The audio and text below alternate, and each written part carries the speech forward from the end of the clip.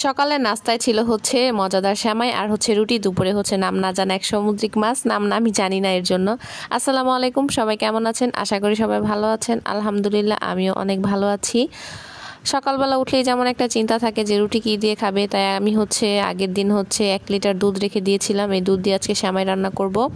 অনেক দিন আগে হচ্ছে সেমাই ঘরে রাখা ছিল, কিন্তু হচ্ছে দুধের জন্য রান্না করতে পারিনি।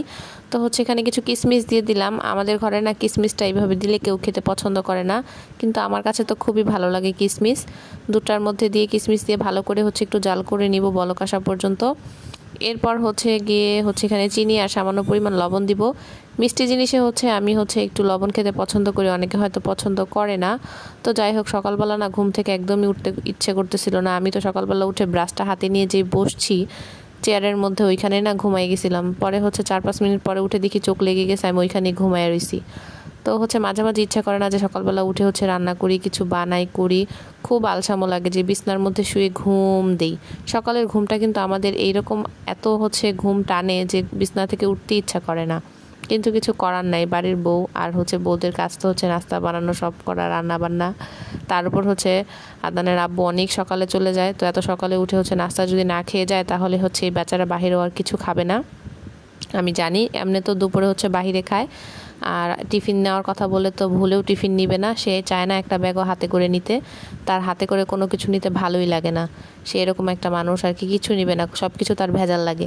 কিন্তু আমি আবার কোথাও গেলে বা আমি আমার বাপের বাসায় গেলে তখন আবার ব্যাগটা ঠিকই টানে। কিন্তু এই যে অফিসে যাবে একটা ব্যাগ কাঁধে করে নিয়ে যায়, অফিসের জন্য প্রয়োজনীয় কাগজপত্র, ল্যাপটপ, তো ওইটা ঠিকই নিয়ে যাবে, কিন্তু খাবার দিব ওইটা নিবে না সে। তো দুপুরবেলা তার বাহিরেই খাওয়া হয়, আর সকালবেলা যদি হচ্ছে বাসার খাবার না খেয়ে যায় তখন কেমন হবে। তাই কষ্ট করে হলেও খুব সকালে উঠে হচ্ছে নাস্তা বাস্তা বানিয়ে খাওয়াই দিই। তারপর দুপুরের জন্য রান্নাবান্না করব। এই মাছটা হচ্ছে সামুদ্রিক মাছ, নাম আমি জানি না, আমার শ্বশুর আনছে, উনিও আসলে নামটা বলতে পারতেছে না। এই মাছটা হচ্ছে 2 ভাগ করে নিছি। লম্বা লম্বা সাইজের মাছ ছিল, আর চোখগুলা জানি কেমন ছিল, তাকায় ছিল হা করে। যাই হোক, এতদিন পর হচ্ছে আমার শ্বশুর বলল মাছ ভুনা খাবে, তাও ভেজে। উনি কিন্তু খায় না এইভাবে, উনি সবসময় বলে কষায় রান্না করতে। তো ওই দিন কেন জানি বললো হালকা করে ভেজে তারপর হচ্ছে টমেটো দিয়ে ভুনা করতে। তো আমিও তাই করলাম, যে ভালোই হয়েছে। নাম না জানা এক মাছ কেমন না কেমন লাগে, তাই ভেজেই ভুনা করি।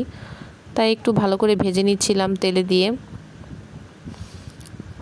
মাছগুলোকে যেহেতু 2 ভাগ করছি, কতগুলো ছোট ছিল কতগুলো বড় ছিল, চিকন ছিল, এক একটা এক এক সাইজের ছিল। এখানে হচ্ছে বেশ খানিকটা পেঁয়াজ দিয়ে দিছি। ভুনার মধ্যে কিন্তু প্রচণ্ড পেঁয়াজ তেল হচ্ছে লাগে, তবে অত বেশিও দিই নাই। জাস্ট টমেটো যেহেতু দিব, ঝোলটা এমনিতেই ঘন হয়ে আসবে, আর যদি টমেটোর সাথে না দিই তখন একটু বেশি লাগে। এখানে হচ্ছে সব ধরনের মশলা টমেটো দিয়ে দিছি, আর এখন হচ্ছে পানি দিয়ে ভালো করে হচ্ছে মিশিয়ে নিয়ে একটু ভালো করে কষায় নিব। এরপর হচ্ছে মাছ, ভাজা মাছগুলো দিয়ে দিব। এখানে ভাজা মাছ দিয়ে হচ্ছে কিছুক্ষণ কষাইতে হয়, অনেকে দেখি কষায় নেড়ে চেড়ে, তারপর হচ্ছে পানি দিয়ে দেয় এর মধ্যে। রান্নার মধ্যে যদি আপনি গরম পানি ব্যবহার করেন তাহলে হচ্ছে রান্নার টেস্ট হচ্ছে বেড়ে যাবে, কিন্তু অনেক সময় গরম পানি আলাদা করে করো একটা ভেজাল লাগে, তাই কখনো দেই কখনো দেই না। আমি আসলে মাটির চুলা যখন রান্না করছি তখন গরম পানিটা ইউজ করছি, কারণ আরেক চুলায় হচ্ছে আমি গরম পানিটা বসায় রাখছিলাম। ঝোল রাখছি কারণ হচ্ছে মাছ ভুনার ঝোল দিয়ে কিন্তু ভাত খেতে ভালো লাগে, তবে আমার মনে হয়েছে ঝোলটা আরেকটু টানানো দরকার ছিল। যাই হোক, এটা খেতে কিন্তু আসলে অনেক মজা ছিল মাছটা। নাম না জানা এক মাছ, তারপরে খেতে অনেক ভালো লাগছিল। আর হচ্ছে একটু বেগুন দিয়ে হচ্ছে পাঙাশ মাছ 2-3 টুকরা দিয়ে রান্না করব, কারণ হচ্ছে আমার দেবর তো খাবে না ওই মাছ, আর ওই তরকারি দিয়ে তো সবার খাওয়া হবে না 2 বেলা।